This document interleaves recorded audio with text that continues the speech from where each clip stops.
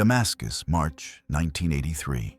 Every morning at Café al-Nawfara, Syrian intelligence officers played backgammon, drank thick Turkish coffee, and talked freely beneath the citadel walls. They believed the cafe was safe. They believed the owner was harmless. They believed no one would ever dare spy from a place this public. But hidden inside a brass coffee urn was a camera labeled Device 17B, and inside the game boards were microphones that never slept. For 10 years, one man marked every officer who laughed, argued, or planned violence at his tables. By the time Syria began purging its own intelligence ranks, the damage was already done. This was Operation Backgammon. Boutros Hannah was born in Damascus in 1948 into a Christian family that survived by blending in. His father ran a small textile business in the old city. His mother taught him a skill that would later define his value to foreign intelligence: the ability to remember faces with photographic precision. By age 12, Hannah could identify every regular customer at his father's shop, recall their purchasing patterns, and predict when they would return. He remembered names, preferences, and the small personal details people mentioned in passing. Associates later described him as unnaturally observant, never forgetting a conversation. He inherited Café al-Nawfara in 1979 after his uncle's death. The cafe occupied a narrow space in the old city, known for its traditional storytellers, live musicians, and strong Turkish coffee brewed in brass urns. Hannah ran it quietly, maintaining his uncle's reputation for discretion. Regular patrons included merchants, students, and occasionally, these government officials who appreciated the cafe's apolitical atmosphere. The walls were decorated with brass plates and old photographs. The furniture was simple. The backgammon boards were worn from years of use. His life changed after February 1982. Following the Hama uprising, Syrian intelligence services expanded operations aggressively into civilian spaces, seeking informal meeting points where officers could discuss sensitive matters outside official buildings. Café al-Nawfara, with its central old city location and reputation for privacy, became one such venue. Officers began appearing in pairs, then small groups. They talked loudly. They argued openly about operational details. They trusted the walls because Hannah seemed harmless, a quiet cafe owner who poured coffee and never asked questions. What they didn't know was that Hannah's memory cataloged everything. Every face, every routine, every emotional shift in conversation. This skill made him invisible where everyone else was watched. Mossad's Research and Analysis Division had tracked Syrian intelligence gathering patterns in Damascus since 1980. By early 1983, analysts noticed an unusual concentration of Air Force Intelligence and General Intelligence Directorate personnel using civilian cafes for operational discussions. Traditional penetration methods had failed repeatedly against Syrian counterintelligence, which operated with Soviet advisory support and maintained brutal internal discipline. The Syrian system was layered: triple agent protocols, random surveillance sweeps, and a culture of paranoid compartmentalization that made recruiting assets nearly impossible. Israeli intelligence doctrine in the early 1980s emphasized what planners called the social terrain initiative. The logic was straightforward. Instead of inserting outsiders into hostile environments, weaponize existing civilian nodes that already aggregated intelligence targets voluntarily. Map networks through behavior rather than chasing individual secrets. Café al-Nawfara represented the ideal application of this doctrine. A trusted space where Syrian officers voluntarily gathered, talked freely, and established patterns. The obstacles were severe. First, constant foot traffic made covert equipment installation nearly impossible during normal hours. Second, Syrian counterintelligence conducted random inspection teams across old city businesses, checking for foreign surveillance equipment. Third, when any operational signature, unusual electrical modifications, unexplained construction, suspicious maintenance, would trigger immediate investigation. Fourth, the cafe's owner would need to be either recruited or coerced, and recruitment of Syrian civilians had historically proven unreliable. Mossad planners identified Boutros Hannah as the vulnerability. In late 1982, Research Division discovered that Hannah's younger brother, Elias, had been briefly questioned by Israeli border police during a 1978 visit to Lebanon. The contact was routine and led nowhere. But in Syria's security environment, any connection to Israeli authorities could be weaponized. The leverage was clear. Despite these challenges, planners identified an opportunity. Hannah's Café was undergoing routine renovation in early 1983. The window was 6 weeks. The approach to Hannah came in March 1983, not from Mossad directly, but through an intermediary who claimed to represent Lebanese Christian militia interests. The meeting occurred in Beirut during one of Hannah's supply trips. The conversation was brief. The intermediary explained that Israeli intelligence knew about Elias's 1978 contact. They could expose this information to Syrian authorities, which would destroy both brothers and likely their extended family. Or Hannah could cooperate. The offer included monthly payments, eventual extraction, and protection for his family. Hannah did not agree immediately. For 3 days, he returned to Damascus and considered his options. What pushed him toward cooperation was not the money or even the threats. It was the mathematical certainty that refusal would destroy his family either way, and if he refused and the information leaked, Syrian intelligence would assume guilt. If he cooperated and was later discovered, the outcome would be identical. The only path that offered any chance of survival was cooperation with the promise of extraction. During the post-recruitment debrief conducted in Cyprus, Mossad psychological assessors noted Hannah's unusual emotional state. He displayed none of the ideological conviction typical of recruited assets. No anger at the Syrian regime, no desire for revenge.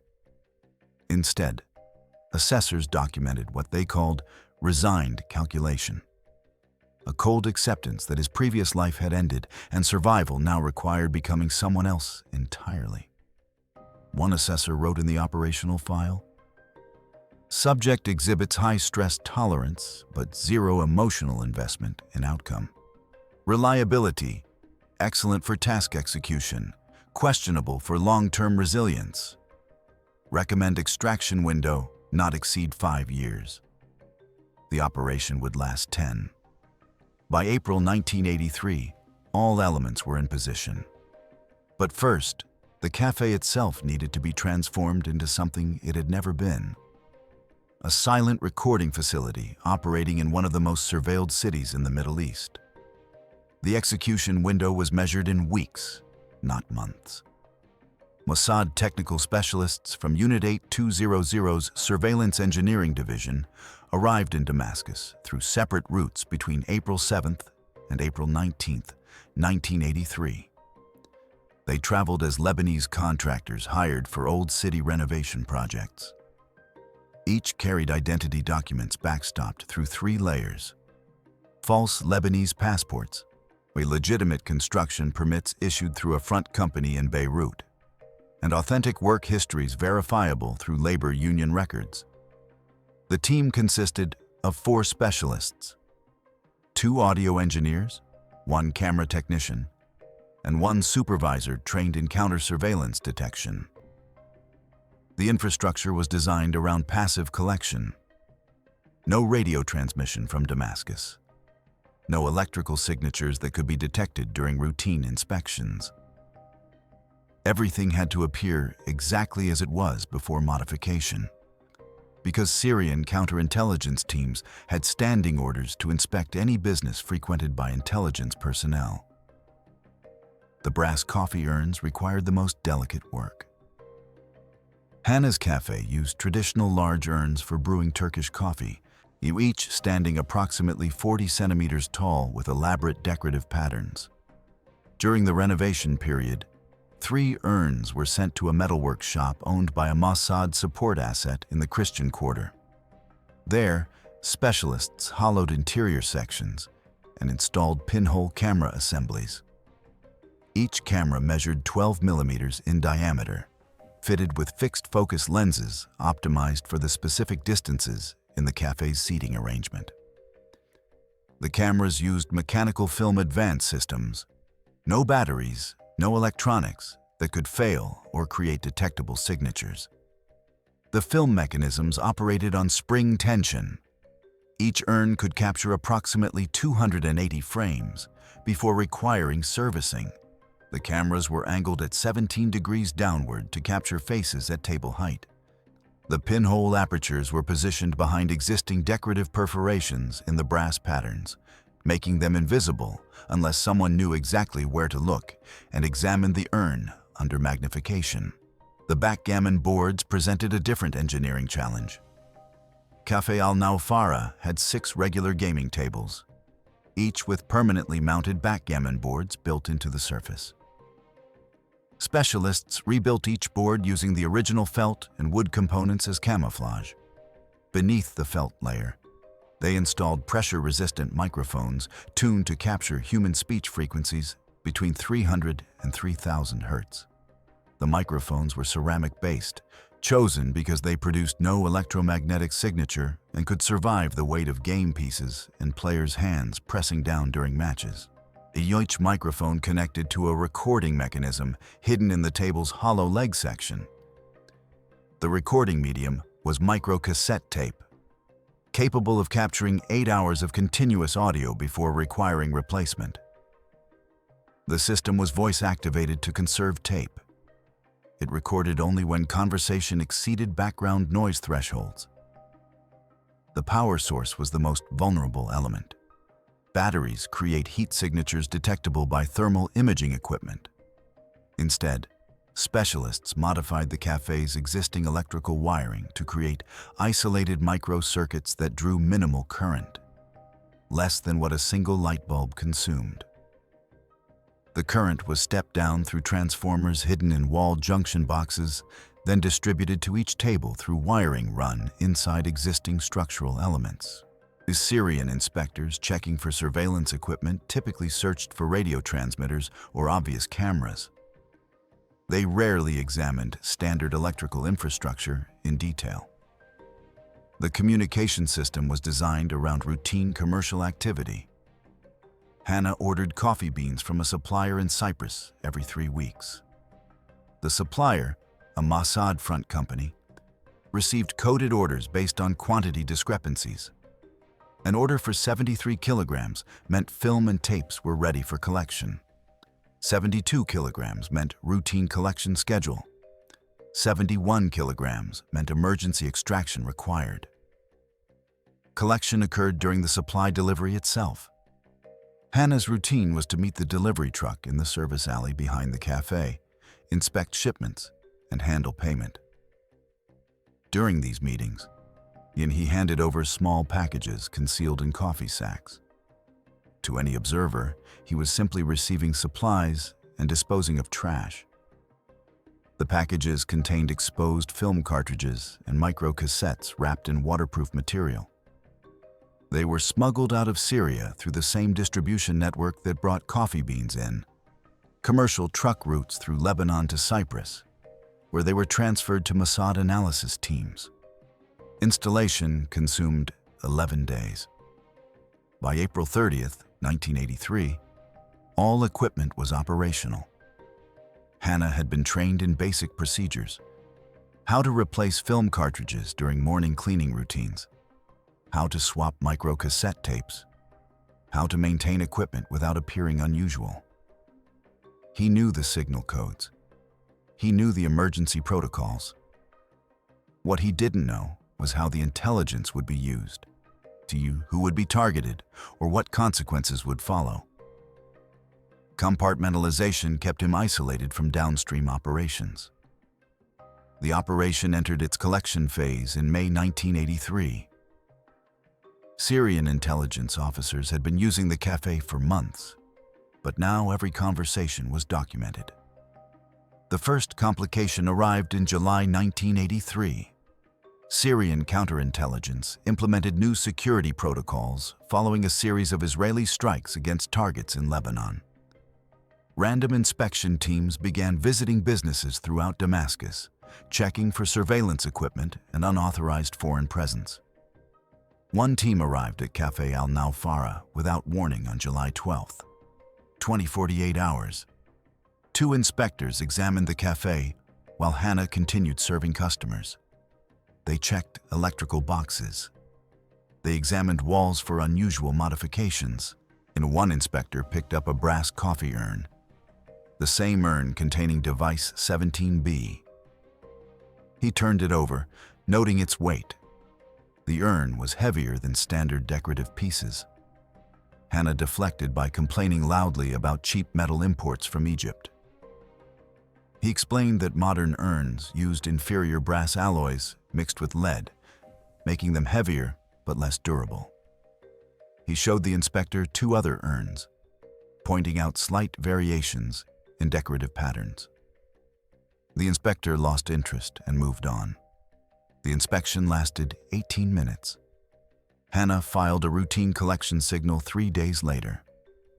Mossad analysts noted the incident and adjusted protocols to account for increased scrutiny. Throughout late 1983 and into 1984, the café became increasingly valuable. Syrian Air Force intelligence officers used it for informal debriefings after operations. The General Intelligence Directorate personnel met there to discuss surveillance targets in Lebanon.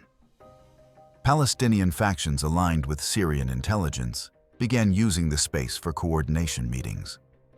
Conversations grew operational. Officers discussed specific dates, locations, and individuals by name. Hannah's role expanded beyond passive observation. He began logging patrons using the coffee preferences system developed during training. Extra sugar meant Air Force intelligence. No sugar meant General Intelligence Directorate. Cardamom meant Palestinian liaison. Each preference mapped to a unique identity key in Mossad's database. When an officer ordered coffee, Hannah recorded the time, preference code, seating position, and any visible companions. These logs were included in weekly collection packages. By December 1984, Mossad had identified 47 individual officers who regularly used the café. The audio recordings provided additional intelligence. Command relationships based on speech patterns and deference behaviors, operational planning details including dates and locations, security protocol discussions revealing Syrian counterintelligence methods, and personal information about officers' families, habits, and vulnerabilities. The intelligence flow created a strategic map. Analysts could correlate café conversations with signals intelligence intercepts, confirming identities and operational timelines. When an officer mentioned Wednesday cargo transfer, Mossad cross-referenced port surveillance data and identified weapons shipments. When someone stopped appearing at the café for extended periods, surveillance teams confirmed overseas deployments or reassignments. The execution window widened after 1987. Palestinian factions increased their use of the café following the First Intifada. Conversations became more explicit. Officers stopped using operational security protocols in what they believed was a safe, informal space. The psychological dynamic was predictable. The longer the café remained uncompromised, the more trusted it became. During this period, Hannah experienced what handlers call legend drift, the psychological blurring when false identity feels more real than the original.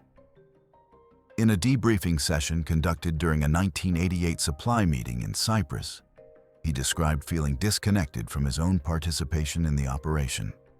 He poured coffee. He smiled at regular customers. He remembered their families and asked about their children, while recording their conversations for an intelligence service that would use the information to kill some of them. The cognitive dissonance was documented by handlers as severe but manageable. Hannah continued operating because stopping would have been more dangerous than continuing. But the psychological toll accumulated daily. Between 1988 and 1990, Mossad's analysis of Café intelligence enabled multiple targeted operations. 12 Syrian intelligence officers identified through Operation Backgammon were eliminated in separate incidents spanning 3 years. None of the eliminations occurred in Damascus. None were traced back to the Café. The methods varied: car bombings in Beirut, targeted strikes during foreign travel, assassinations disguised as random violence. Operational security required that each incident appear unconnected to any other. One case demonstrated the intelligence value precisely. In March 1989, Café recordings captured an Air Force intelligence colonel discussing a planned procurement trip to Paris to negotiate air defense system upgrades. The conversation included specific dates, hotel information, and travel companions. Mossad surveillance teams confirmed the colonel's arrival in Paris on March 23rd. He was killed by a motorcycle-mounted gunman while leaving his hotel on March 27th. French police investigated the incident as a robbery. Syrian intelligence suspected Israeli involvement, but had no evidence connecting the assassination to any specific intelligence leak. Hannah served coffee to the colonel's colleagues when they returned to the Café in April, when they discussed their friend's death while sitting 3 meters from microphones recording every word. The colonel's replacement appeared at the Café within 2 weeks.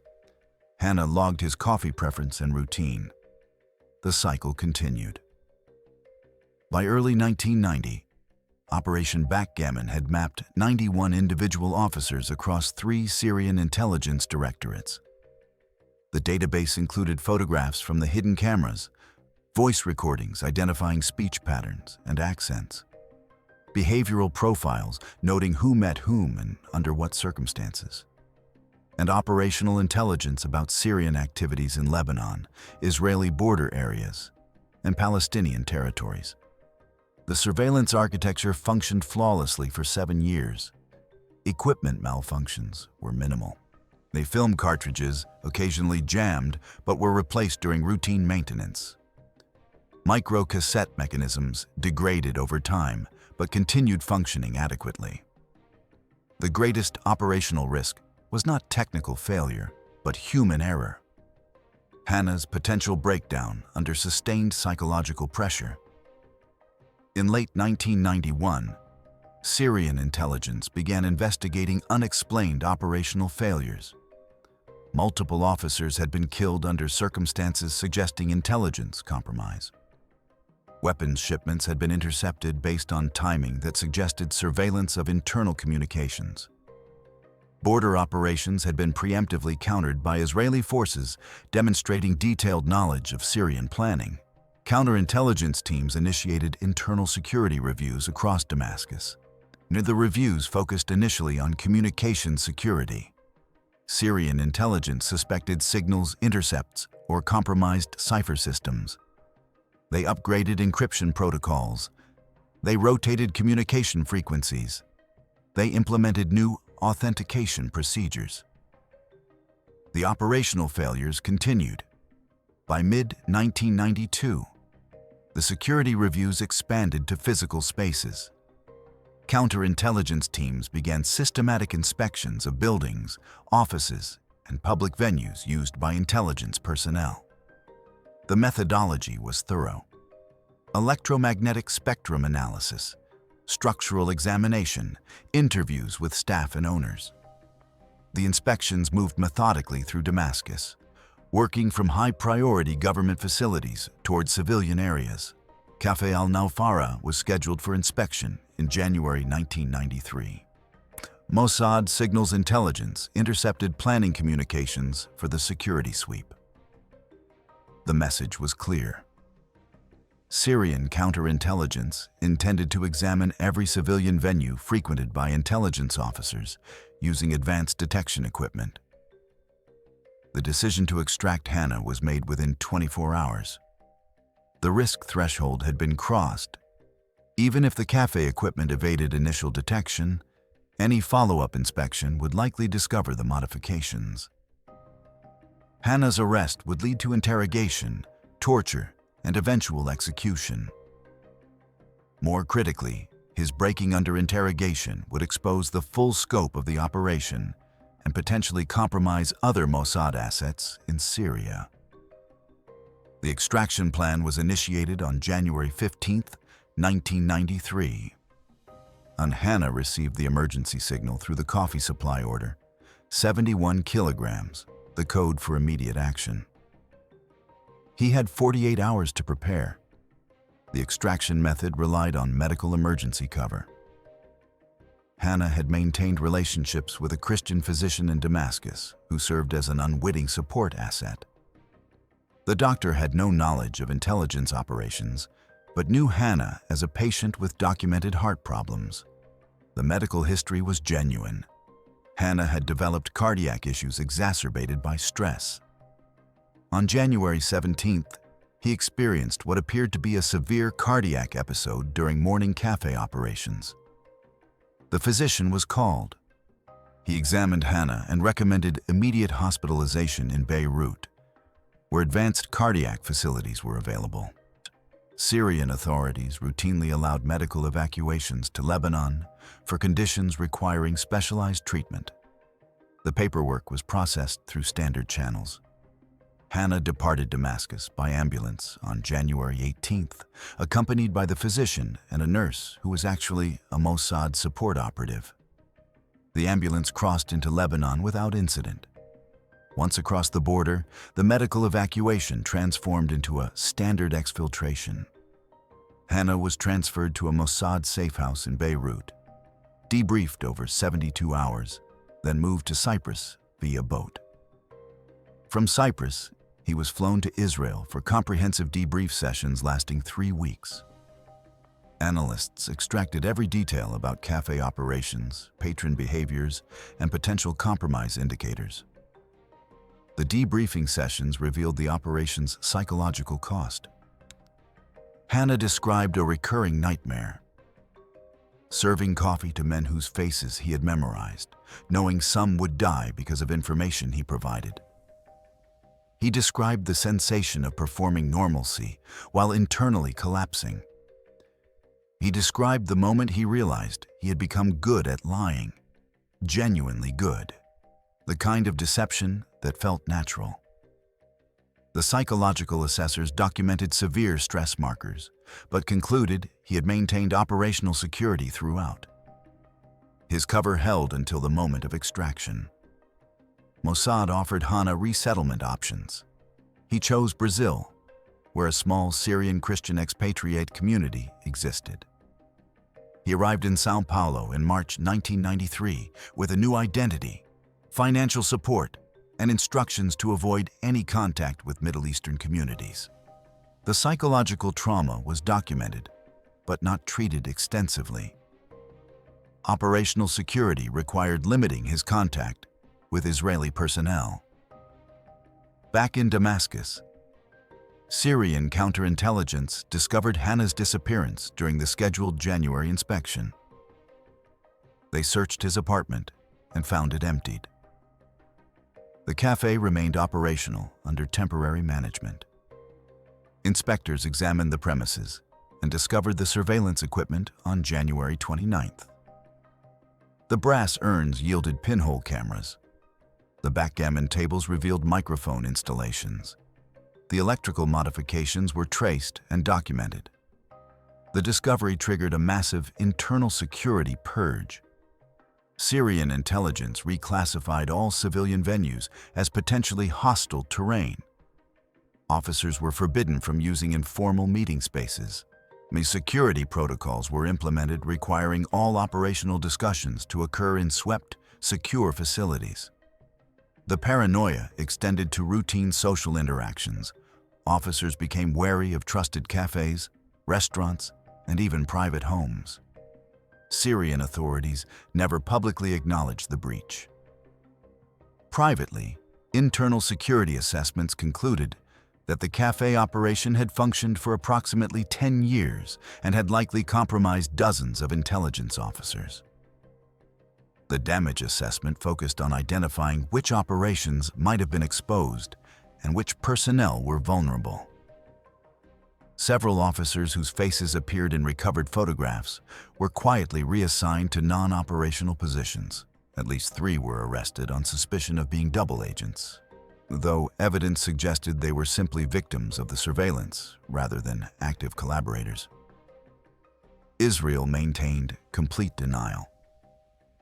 No official statement acknowledged Operation Backgammon. No intelligence publication referenced it. The operation remained classified. Years later, fragmentary details emerged through retired intelligence officers' memoirs and investigative journalism, but the full scope was never officially confirmed. The strategic assessment was unambiguous. Operation Backgammon provided Mossad with a decade-long map of Syrian intelligence behavior at minimal risk and cost. The intelligence enabled multiple targeted eliminations, disrupted Syrian operations in Lebanon, and provided advance warning of planned attacks against Israeli targets. The tactical value was extraordinary. A single well-placed surveillance node that required minimal maintenance and produced consistent, high-quality intelligence. The operational cost was measured differently. Boutros Hannah lived the remainder of his life in psychological isolation. He avoided cafes entirely. He avoided Middle Eastern communities. He avoided conversations about Syria. In post-extraction follow-up contacts conducted irregularly over subsequent years, support personnel noted his gradual withdrawal from social engagement. He died in São Paulo in 2009, 16 years after extraction. The cause of death was listed as cardiac failure. No family attended the funeral. The legacy reshaped Mossad's collection doctrine. Social spaces became primary intelligence targets. The lesson was straightforward. People speak freely in places where they feel safe, and creating that feeling requires only patience and the right human asset. Subsequent operations applied similar methodologies in different contexts: restaurants, cultural centers, professional clubs. The technique proved reliable. The moral calculation remains contested.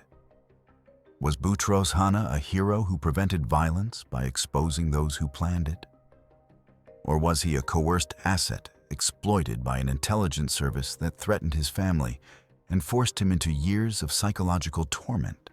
One perspective argues he saved lives. Israeli civilians who would have died in attacks planned by the officers he helped identify. The specific operations disrupted because of Café intelligence included planned car bombings, rocket attacks, and assassination attempts. The officers eliminated had participated in operational planning against civilian targets. The alternative perspective argues that Hannah was victimized twice. First by Israeli intelligence through coercion, then by the necessity of sustaining a decade-long deception that destroyed his psychological well-being. He was not an ideological volunteer. He was a civilian trapped between competing forces, forced to choose survival over conscience. The officers he helped kill included men who trusted him, drank his coffee, and treated him with kindness. Some had families. Some were themselves victims of systems they served rather than created. The question reveals more about your worldview than about Boutros Hannah. Intelligence operations exist in moral gray zones where traditional ethical frameworks collapse under strategic necessity. This was the decade-long surveillance of Syrian intelligence officers justified by the attacks it prevented. Does coercion invalidate the value of intelligence gathered? When intelligence services turn ordinary human spaces into weapons, who carries the moral burden? The agency that designs the operation, or the person forced to execute it daily while serving coffee and pretending nothing has changed? What's your take on whether Hannah deserves sympathy or condemnation? Drop your perspective in the comments. If this story made you reconsider what ordinary people can be forced to become in the invisible wars fought through coffee urns and backgammon boards, hit that like button and share.